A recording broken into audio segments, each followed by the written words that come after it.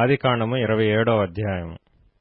ఇస్సాకు వృద్ధుడై అతని కనులకు మందదృష్టి కలిగినప్పుడు అతడు తన పెద్ద కుమారుడైన ఏశావుతో, నా కుమారుడా అని అతన్ని పిలువగా, అతడు చిత్తము నాయనా అని అతనితో నెనెను. అప్పుడు ఇస్సాకు, ఇదిగో నేను వృద్ధుడను, నా మరణదినము నాకు తెలియదు, కాబట్టి నీవు దయచేసి నీ ఆయుధములైన నీ అంబుల పొదిని నీ విల్లును తీసుకొని అడవికి పోయి నా కొరకు వేటాడి మాంసము తెమ్ము.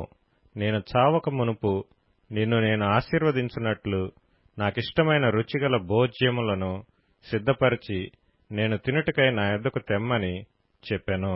ఇస్సాకు తన కుమారుడగు ఏశావుతో ఇట్లు చెప్పుచుండగా రిబ్కా వినుచుండెను. ఏశావు వేటాడి మాంసం తెచ్చుటకు అడవికి వెళ్ళెను. అప్పుడు రిబ్కా తన కుమారుడగు యాకోబును చూచి, ఇదిగో నీ తండ్రి నీ అన్నయైన ఏశావుతో, మృతి పొందక మునుపు నేను తిని యెహోవా సన్నిధిని నిన్ను ఆశీర్వదించినట్లు నా కొరకు మాంసం తెచ్చి నాకు రుచిగల భోజ్యములను సిద్ధపరచుమని చెప్పగా వింటిని. కాబట్టి నా కుమారుడా, నా మాట విని నేను నీకు ఆజ్ఞాపించినట్టు చేయుము. నీవు మందకు వెళ్లి 2 మంచి మేకపిల్లలను అక్కడి నుండి నా యొద్దకు తెమ్ము. వాటితో నీ తండ్రికిష్టమైన రుచిగల భోజ్యములను అతనికి చేసెదను.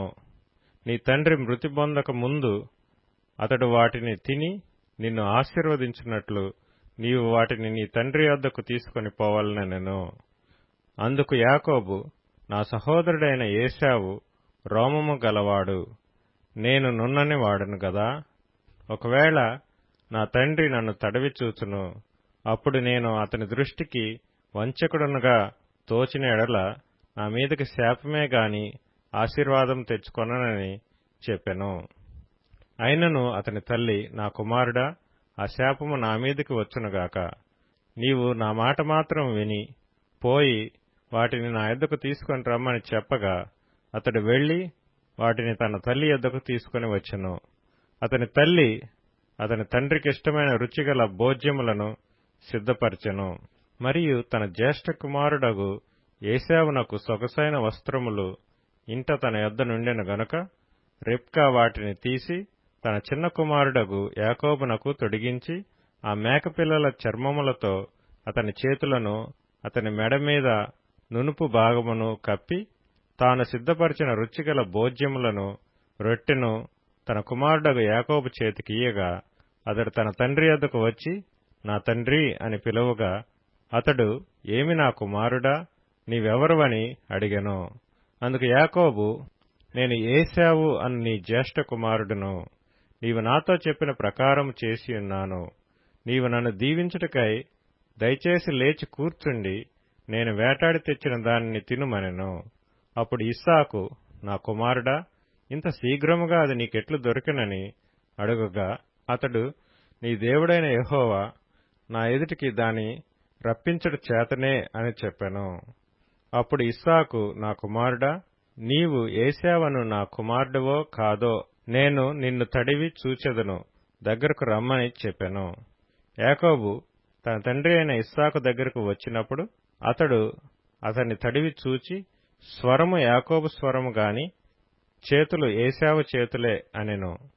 యాకోబు చేతులు అతని అన్నయైన ఏశావు చేతుల వలె రోమము గలవైనందున ఇస్సాకు అతనిని గుర్తుపట్టలేక అతన్ని దీవించి, ఏశావు అను ఈ నా కుమారుడువు నీవేనా అని అడగగా యాకోబు, నేనే అనెను.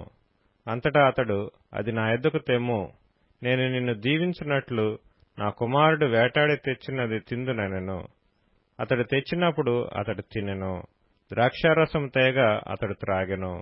తరువాత అతని తండ్రి అయిన ఇస్సాకు, నా కుమారుడా, దగ్గరకు వచ్చి నన్ను ముద్దు పెట్టుకోమని అతనితో చెప్పెను. అతడు దగ్గరకు వచ్చి అతని ముద్దు పెట్టుకొనెను. అప్పుడు అతడు అతని వస్త్రములను వాసన చూచి అతని దీవించి ఇట్లనెను, ఇదిగో నా కుమారుని సువాసన యెహోవా దీవించిన చేని సువాసన వలె ఉన్నది. ఆకాశపు మంచును భూసారమును విస్తారమైన ధాన్యమును ద్రాక్షారసమును దేవుడు నీకు అనుగ్రహించుగాక. జనములు నీకు దాసులగుదురు, జనములు నీకు సాగిలపడుదురు. నీ బంధుజనులకు నీవు ఏలికవై యుండుము. నీ తల్లి పుత్రులు నీకు సాగిలపడుదురు. నిన్ను శపించువారు శపించబడుదురు, నిన్ను దీవించువారు దీవించబడుదురుగాక. ఇస్సాకు యాకోబును దీవించుట అయిన తరువాత యాకోబు తన తండ్రి అయిన ఇస్సాకు ఎదుట నుండి బయలుదేరి వెళ్లిన తక్షణమే అతని సహోదరుడైన ఏశావు వేటాడి వచ్చెను.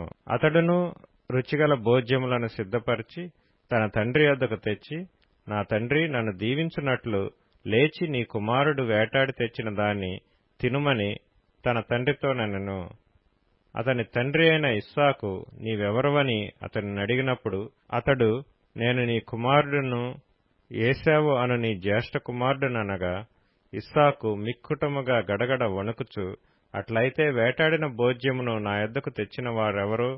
నీవు రాకమునుపు నేను వాటన్నిటిలో తిని అతనిని నిజముగా దీవించితిని. అతడు దీవింపబడినవాడే అనెను. ఏశావు తన తండ్రి మాటలు విన్నప్పుడు దుఃఖాక్రాంతుడై పెద్ద కేక వేసి, ఓ నా తండ్రి, నన్నును దీవించుమని తన తండ్రితో చెప్పెను. అతడు, నీ సహోదరుడు కపటోపాయంతో వచ్చి నీకు రావలసిన దీవెన తీసుకొని పోయెను. ఏశావు యాకోబు అను పేరు అతనికి సరిగానే చెల్లినది. అతడు నన్ను ఈ 2 మార్లు మోసపుచ్చెను, నా జ్యేష్ఠత్వము తీసుకొనెను, ఇదిగో ఇప్పుడు వచ్చి నాకు రావలసిన దీవెనను తీసుకొనినని చెప్పి, నా కొరకు మరి ఏ దీవెనయూ మిగిల్చి ఉండలేదా అని అడిగెను. అందుకు ఇస్సాకు, ఇదిగో అతని నీకు ఏలికగా నియమించి అతని బంధుజనులందరినీ అతనికి దాసులుగా ఇచ్చితిని. ధాన్యమును ద్రాక్షారసమును ఇచ్చి అతన్ని పోషించితిని. గనుక నా కుమారుడా, నీకేమి చేయగలనని ఏశావుతో ప్రత్యుత్తరమియ్యగా, ఏశావు, నా తండ్రి, నీ యొద్ద ఒక దీవెనయే ఉన్నదా? నా తండ్రి, నన్ను కూడా దీవించుమని తన తండ్రితో చెప్పి, ఏశావు ఎలుగెత్తి ఏడ్వగా, అతని తండ్రి అయిన ఇస్సాకు, నీ నివాసము భూసారము లేకయు పైనుండి పడు ఆకాశపు మంచు లేకయు నుండును. నీవు కత్తిచేత బ్రతుకుదువు, నీ సహోదరునికి దాసుడు వగుదువు. నీవు తిరుగులాడుచుండగా నీ మెడ మీద నుండి అతని కాడి విరిచివేయుదువు అని అతనికి ఉత్తరమిచ్చెను. తన తండ్రి యాకోబుకిచ్చిన దీవెన నిమిత్తము ఏశావు అతని మీద పగపట్టెను. మరియు ఏశావు, నా తండ్రిని గూర్చిన దుఃఖ దినములు సమీపముగానున్నవి, అప్పుడు నా తమ్ముడైన యాకోబును చంపెదననుకొనెను. రిబ్కా తన పెద్ద కుమారుడైన ఏశావు మాటలను గూర్చి వినినప్పుడు ఆమె తన చిన్న కుమారుడైన యాకోబును పిలువనంపి అతనితోనిట్లనెను, ఇదిగో నీ అన్నయైన ఏశావు నిన్ను చంపెదనని చెప్పి నిన్ను గూర్చి తన్ను తాను ఓదార్చుకొనుచున్నాడు.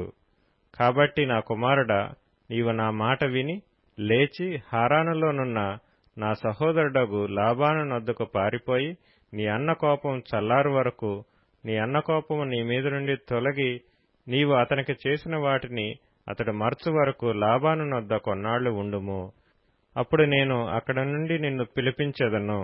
ఒక్కనాడే మీ ఇద్దరిని నేను పోగొట్టుకొనేలా అనెను. మరియు రిబ్కా ఇస్సాకుతో, హేతు కుమార్తెల వలన నా ప్రాణము విసికినది.